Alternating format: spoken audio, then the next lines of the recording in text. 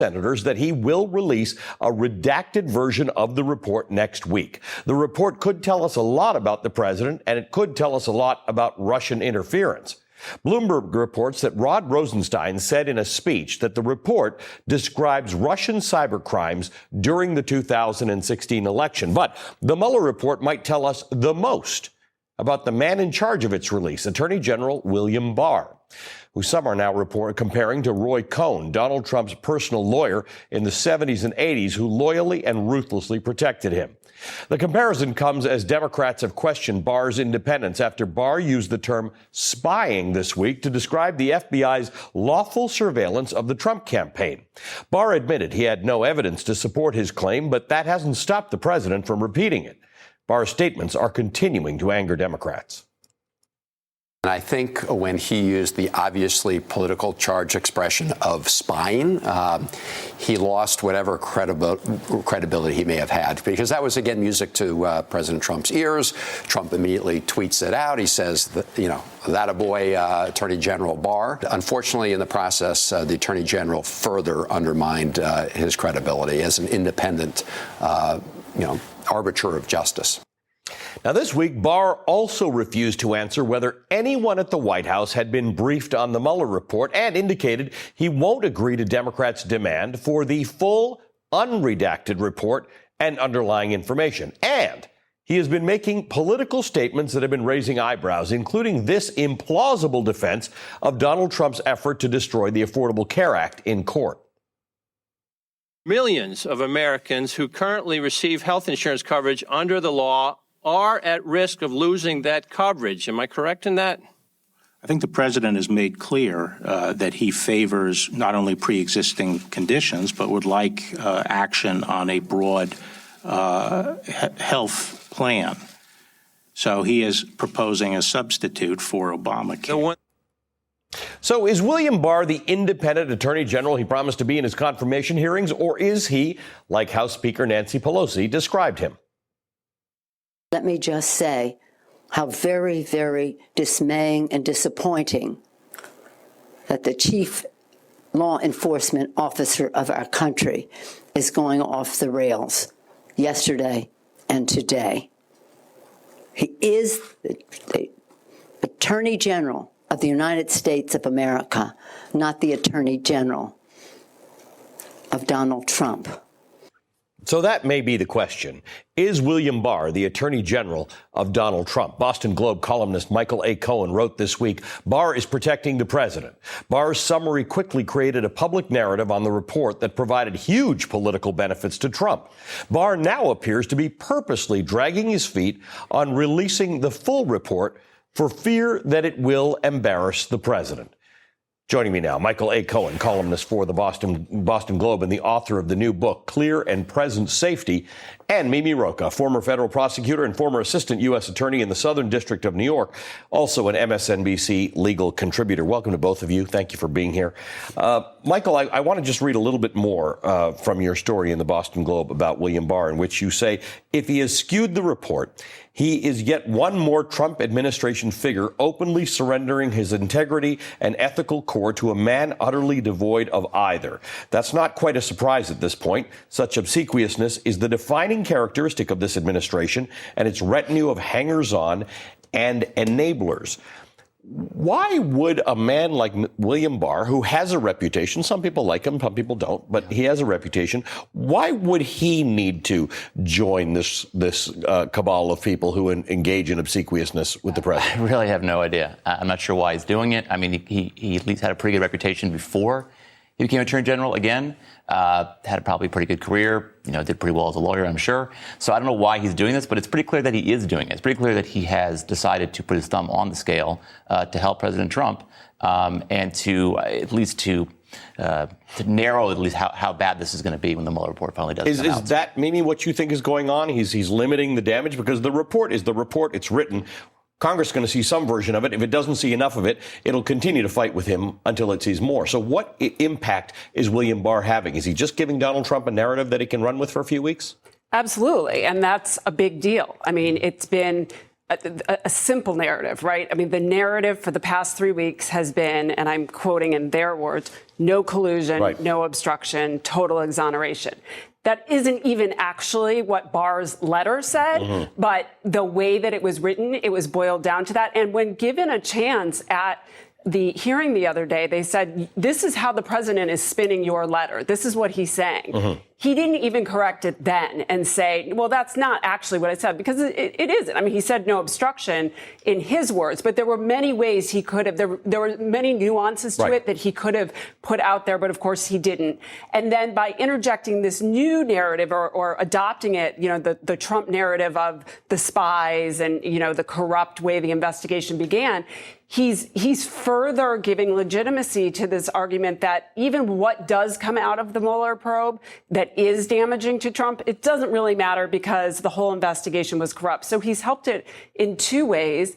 And he's in a powerful position. It's different when Barr says it than when an elected official says it. It gives it even more credence, these arguments. And that's what's so damaging, is it's someone who we are supposed to see as independent and is supposed to be independent, and is considered not in the same vein as an elected official, is making those comments is so dangerous. Michael, floating the idea that there was spying on the campaign, not surveillance of individuals in the campaign, which is a man like William Barr, who trades in the business of words, would know the difference.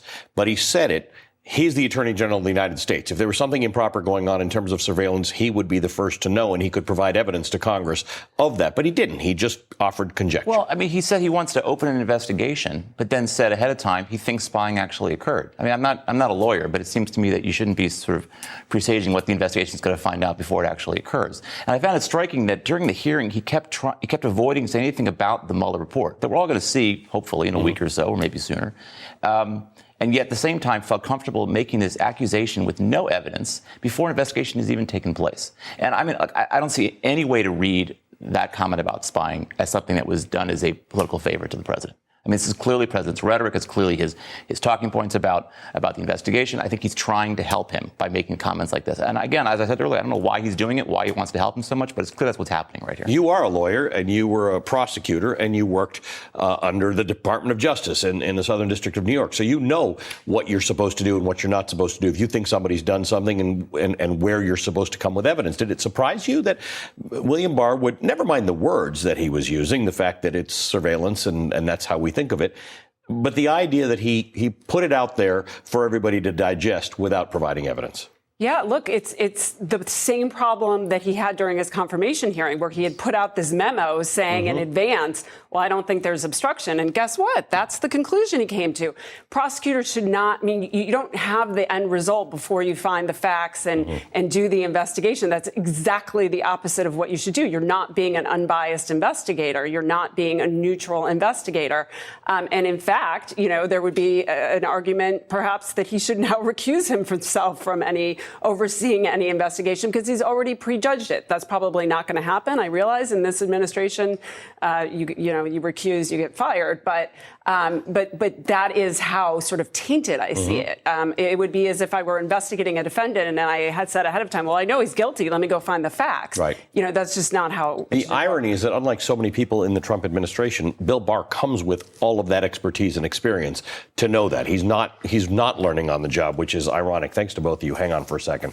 In addition to seeking the full release of the Mueller report, Democrats on the House Ways and Means Committee are fighting to obtain Donald Trump's tax returns from the IRS. I'm joined now by a member of the Ways and Means Committee, Congressman Bill Pascrell, a Democrat from New Jersey. Congressman, good to see you. Thank you for being with us. Ali, thanks for upholding the principles of Peter Zenger and freedom of the press. It means a lot to most of us. Well, it is what we need to do these days. I want to quote what you told Politico about the Treasury Secretary, Steve Mnuchin's failure to turn over Donald Trump's tax returns as requested by Congress. You said, I want to take a look at contempt of Congress here because the way Mnuchin talked and the way he writes, he's very dismissive of the legislative branch of government, particularly if that part of the legislative branch of government is controlled by the Democratic Party. Now, I want to ask you about this because this comes down maybe to a question of law.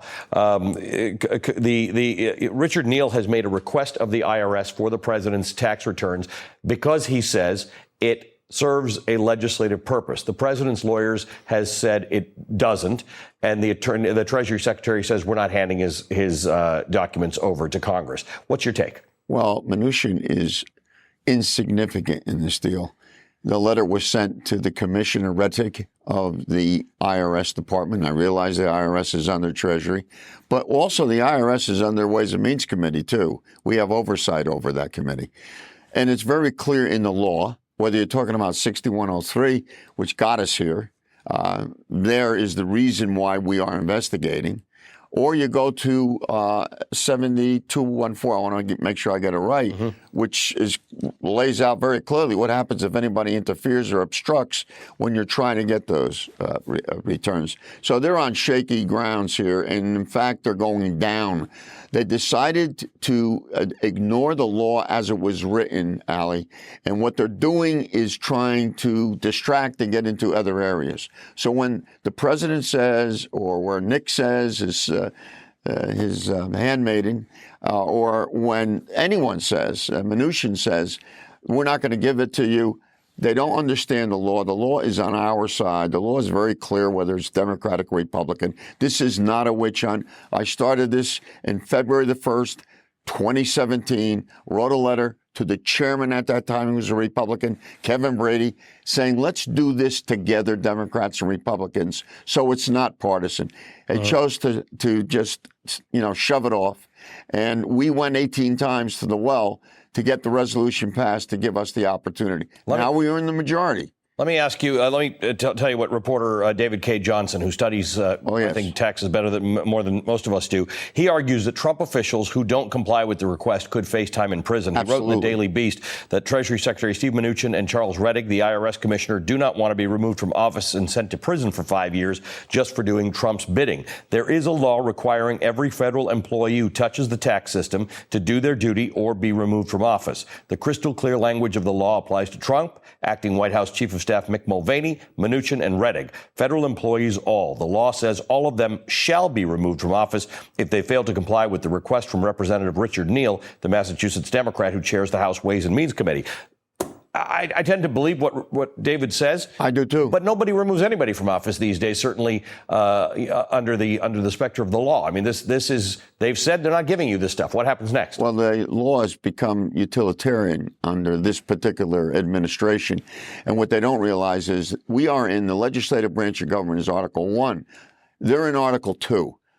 If you read Article 1 and Article 2, which you should if you're the President of the United States or a congressman, then you know that the legislature has responsibilities of oversight over whether, and Richie Neal did it perfectly. He narrowed the reason why he was doing it. We're talking about an audit.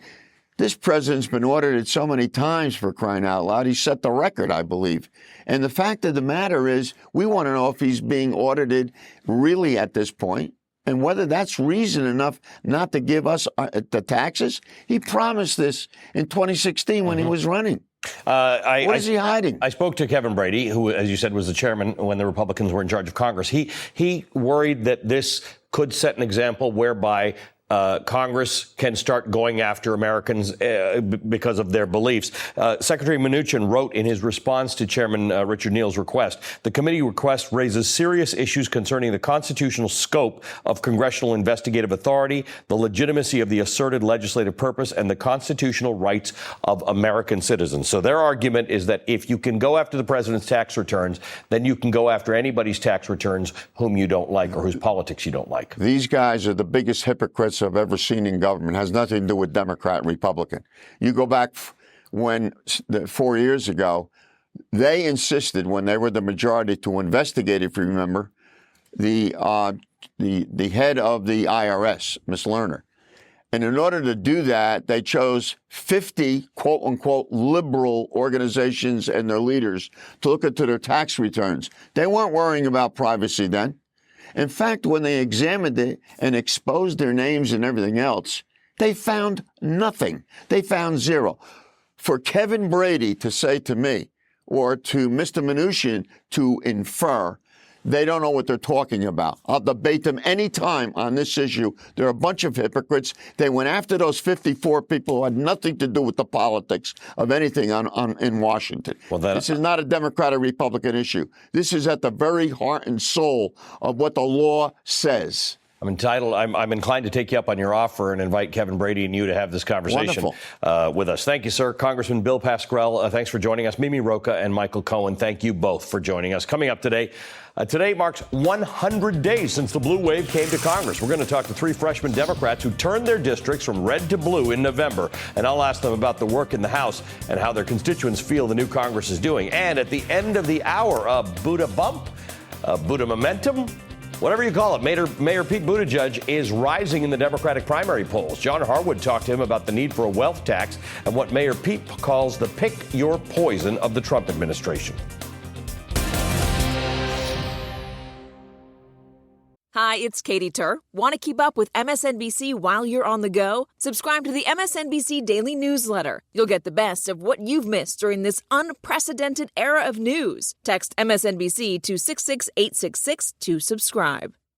To the Speaker of the House, Nancy Pelosi, I extend to you this gavel. Or Nancy, as I call her. He asked Speaker Pelosi, will you agree to my wall? She said no. Miss Nancy is not going to give you that wall. Women who have filled 58% of the newly created jobs last year. This is a new way, and it's a new day. This Congress will not allow protections for people with pre-existing conditions to go back to the bad old days. I think we all know that you profited tremendously from the tax cuts. The White House says that sanctions decisions are based on liking Kim Jong-un. So what's to like? Science should not be partisan. We are facing a national crisis. When you saw those pictures of babies in cages, what did you do? Is there any doubt in your mind that President Trump knew exactly what he was paying for?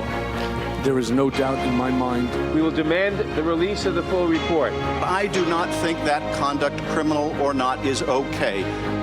Show us the Mueller report. Show us the tax returns. We're not walking away.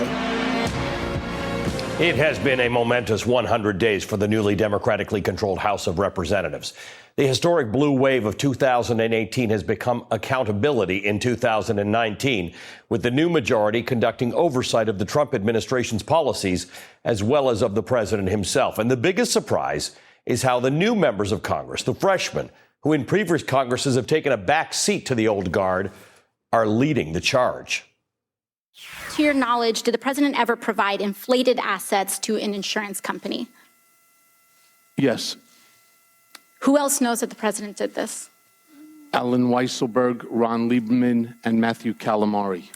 And where would the committee find more information on this? Do you think we need to review his financial statements and his tax returns in order to compare them? Yes, and you'd find it at the Trump org.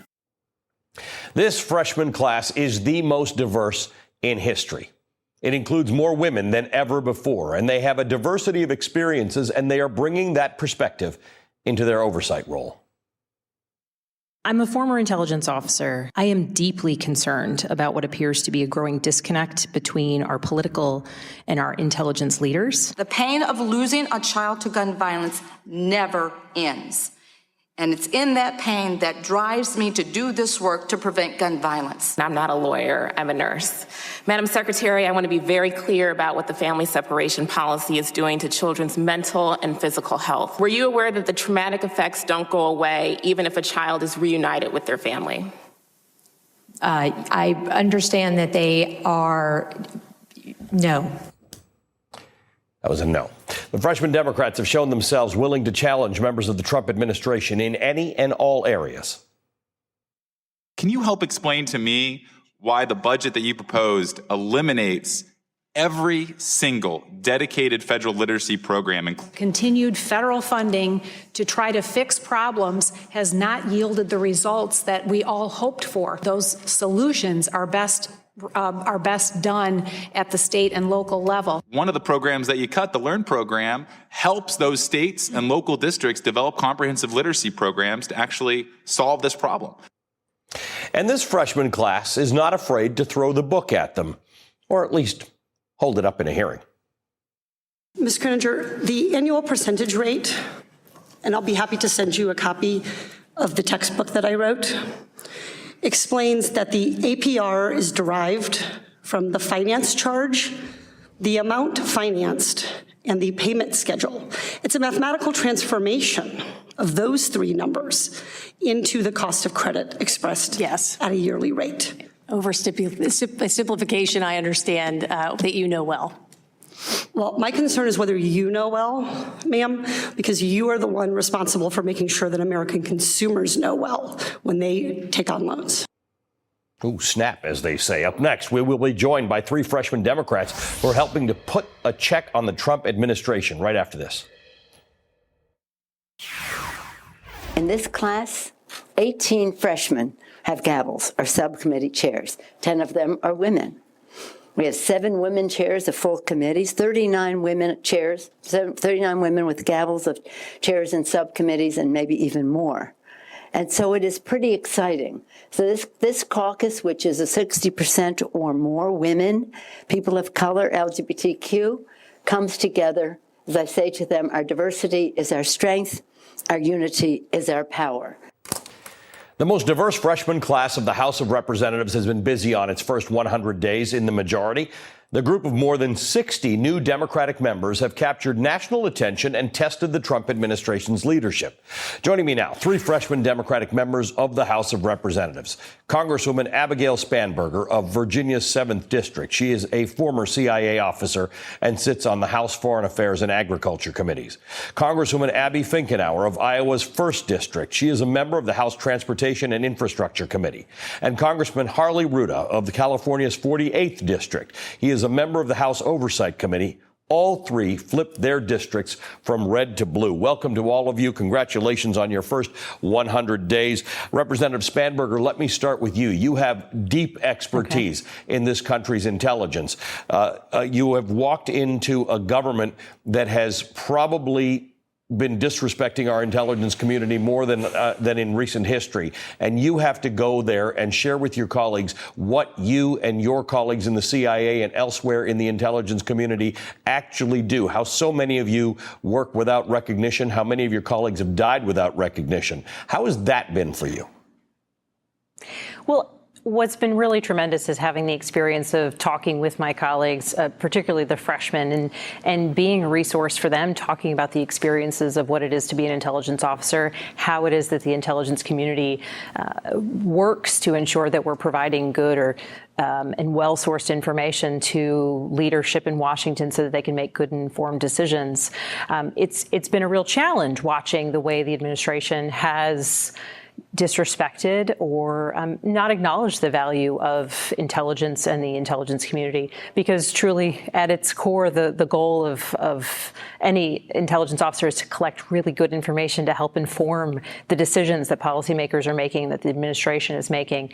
And I hope we move towards a place where we see leadership valuing all of the information that they possibly can obtain so that we can make good decisions for this country and for the American people. We know that when there are scientists in Congress, there's better science policy. We know when there are doctors in Congress, there's better medical policy. Will we understand intelligence better because of people like you?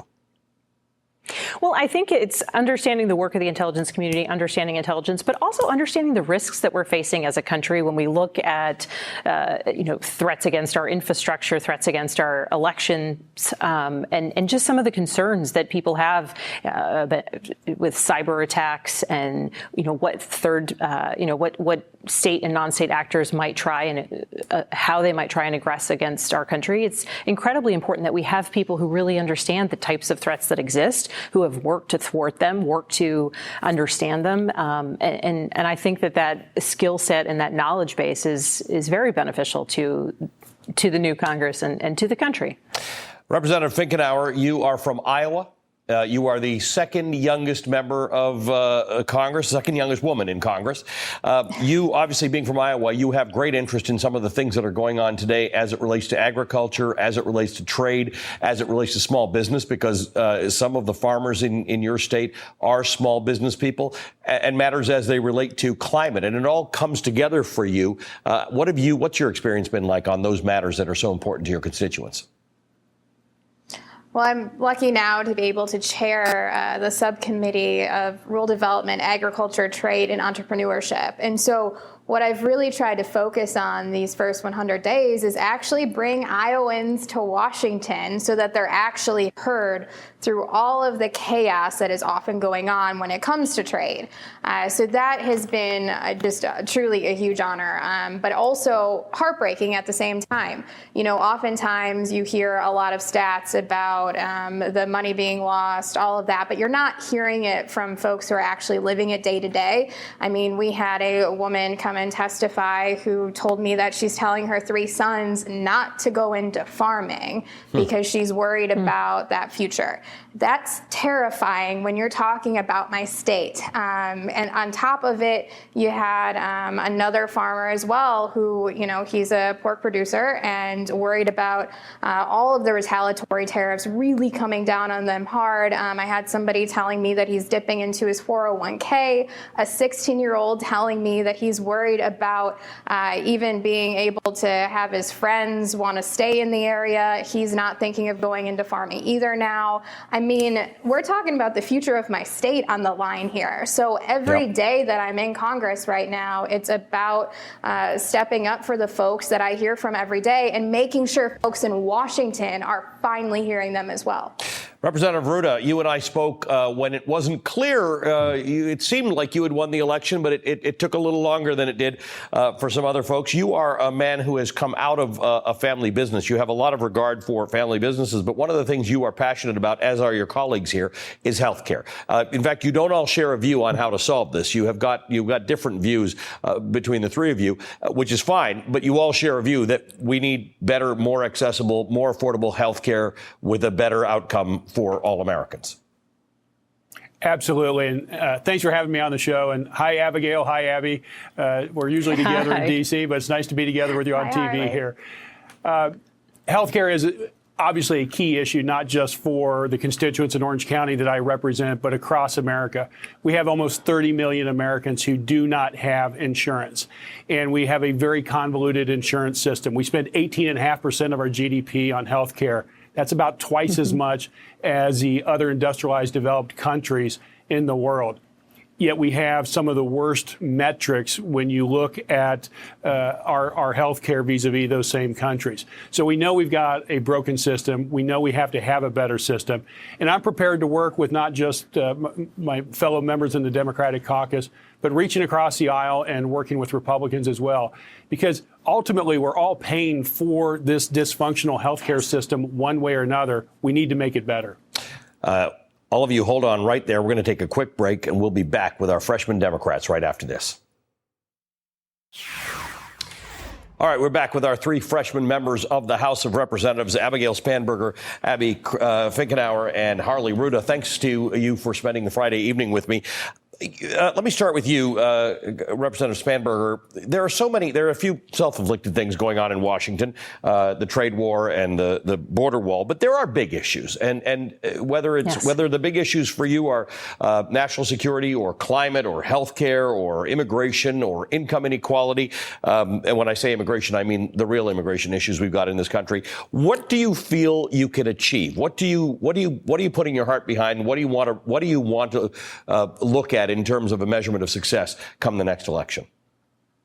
So I'm focused on the things that are important to the people of Central Virginia, the people who sent me to Washington, and that is addressing the rising cost of prescription drugs. That is ensuring that our broadband internet infrastructure allows our rural communities to connect the same way our suburban communities can.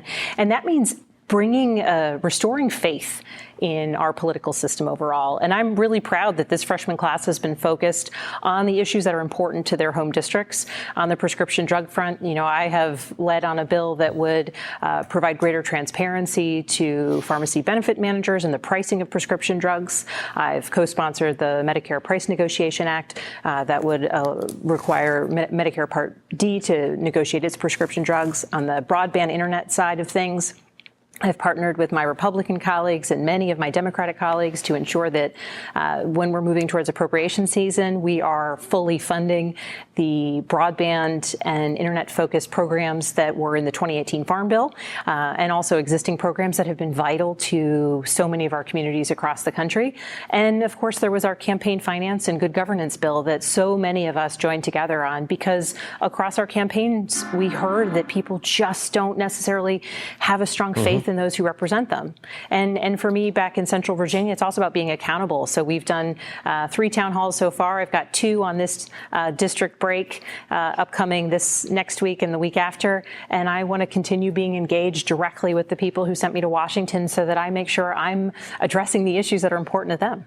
Representative Finkenauer, I know you are obviously you're interested in the issues that you are on the subcommittee for, that you're chairing the subcommittee for on agriculture and entrepreneurship. When you go back, when you are in your constituency, how are they responding to this new Congress? Because so many people in this country are frustrated with politics in general. Are they excited by the idea that something different might be happening? They are. A lot of people talk, about what did 2018 mean, and a lot of folks think it was a referendum on the president. And I think very specifically in my district, it was a referendum on the chaos and dysfunction of Washington, D.C. So when folks are coming to talk to me, when we're doing conversations with your congresswoman, where we're literally having kitchen table-like conversations where we're going back and forth, sharing ideas, just like I did as a little girl, where I'd sit there with my grandpa, who was a Democrat, and uncle, who was a Republican, and we'd have these ideas, and we could, disagree, but still respect each other at the end of the day. And I think that's what they're starting to see, especially from this new freshman class and a lot of the members that helped flip these seats. We listened to what folks wanted in our district, and what they want is us to go get something done. And so we're talking about investing in transportation and infrastructure, which is desperately needed. When you're talking about Iowa in particular, we've got the most structurally deficient bridges in the entire country. That's not a Republican or Democratic issue. That's just a good government issue. We're talking about broadband and making sure that we have that in every corner of our state, for our farmers with the precision ag that's new and obviously a big part of the future of agriculture in our state and in the country, but also for entrepreneurs so that they can come home and live in small towns and be able to start a business. I mean, these are things that we can actually get done, and we need to again, find that common ground to do it. I'm excited every day because of the subcommittee that I chair. I actually really enjoy working with my ranking member, Dr. Joyce. We're able to find that common ground, and we're able to move things forward. And that's what I think we need to continue to do for the next year and a half and hopefully years to come as well, because that's what folks deserve. Congressman Ruda, you are in Southern California. To the south of you is a border that is the focus of, it seems, all discussions having to do with the Department of Homeland Security, which was formed to keep America safe from serious external threats. Wasn't formed as an immigration agency. To the north of you, in Northern California, you have Silicon Valley, which is desperate for more talent and puzzled by the fact that people who they think the break in immigration is something entirely different than Donald Trump does. How do you go and deal with the issues of immigration in your constituency? Yeah, the big challenge is the political rhetoric that has entered the discussion, driven mostly by the president. There really is an opportunity for bipartisan support in addressing our immigration issues. Everybody wants secure borders. Everybody wants secure ports. Everybody wants to stop the interdiction of drugs coming into our country. But we also want to have a fair process, and we also want to make sure that we are having individuals come who can help create businesses and fill needed jobs here in the U.S. But when the rhetoric becomes so politicized, as President Trump does by build the wall and make Mexico pay for it, it's difficult for us on either side of the aisle to get together and sit down and look for those proactive solutions. And that's why I've been committed all along in my time there is we need to find common ground. We need to find decency in how we talk to each other and discuss these issues. And we need to reach across the aisle and find bipartisan support for these issues. And if we do that, we really can address these big issues facing our country. But we can't do it as long as our leaders are pitting Americans against Americans. Let me ask you quickly, Representative Spanberger, about our foreign policy. You deal with national security. You, as part of what you did in your life, your career, you dealt with national security. Are you concerned about our foreign policy direction right now? Deeply. I'm deeply concerned about where we're headed from a foreign policy perspective. From the fact that we have pulled out of agreements with other countries, with partner nations, from the Paris Accord to the Iranian nuclear deal, we have demonstrated that we will go back on our commitments.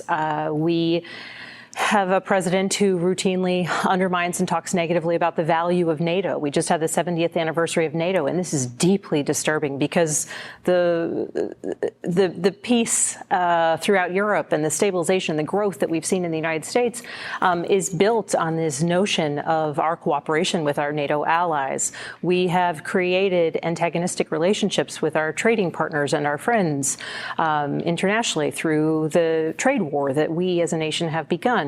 And I think it's incredibly troubling, the path that we are on. But I will say that I am also heartened because we have many members of Congress who are taking an active role in demonstrating and showing in our work on the Foreign Affairs Committee, on the Armed Services Committee, that we recognize the value of the relationships that our country has forged with our allies and our partners over decades and decades. And we continue to affirm the value and the role that the United States should play in the world. I am troubled by the budget that the administration put out. The budget proposal cuts tremendous amount of money from our foreign aid and development budget, which is, I think, very troubling, particularly from a counterterrorism and a kind of stabilization point of view. But I don't think that we have reached a point where we can't come back from the problems that we've created. But I do think that we need to make sure that we are firmly grounded and rooted and pursuing informed policy, rooted in our values, and that we are keeping our promises and moving forward with our partner nations. Well, I am optimistic and heartened for the conversation with the three of you. Thank you for spending your Friday evening with me, Congresswoman Abigail Spanberger, Congresswoman Abby Finkenauer, and Congressman Harley Rouda. Thank you for joining us. Coming up, Mayor Pete Buttigieg on taxing the rich and the pick your poison of the Trump administration.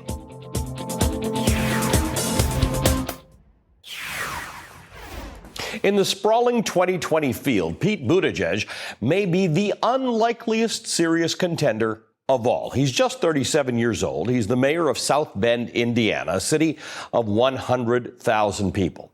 If elected, he'd be the youngest president in American history and the first to be openly gay. But Mayor Pete, as he's known, is having a moment. He just announced an impressive fundraising haul for the first quarter of the year, outraising officials with far larger national profiles. And polling suggests he's already made an impact in early voting states. This weekend, Mayor Pete is expected to officially kick off his presidential campaign. Ahead of that, he sat down with CNBC editor-at-large John Harwood at the beginning of the week to talk about the economy, taxing the rich, and the future of American capitalism. I'm going to show you that in a moment, but first, here's what Mayor Pete had to say about the turmoil in the Trump administration.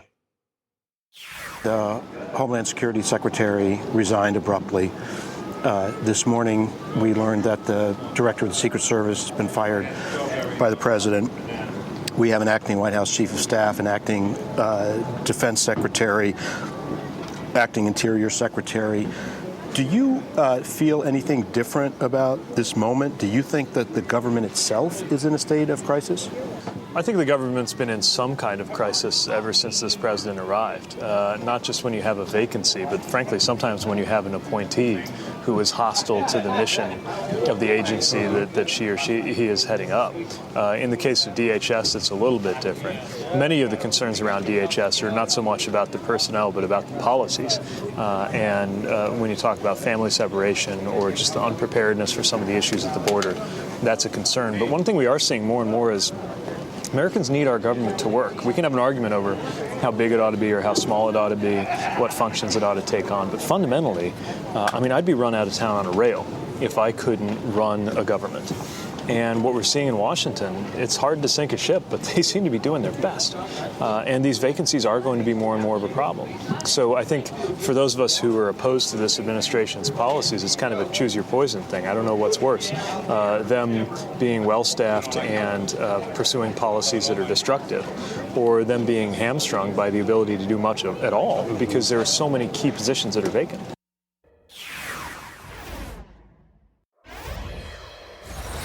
More now of John Harwood's conversation with presidential candidate Mayor Pete Buttigieg.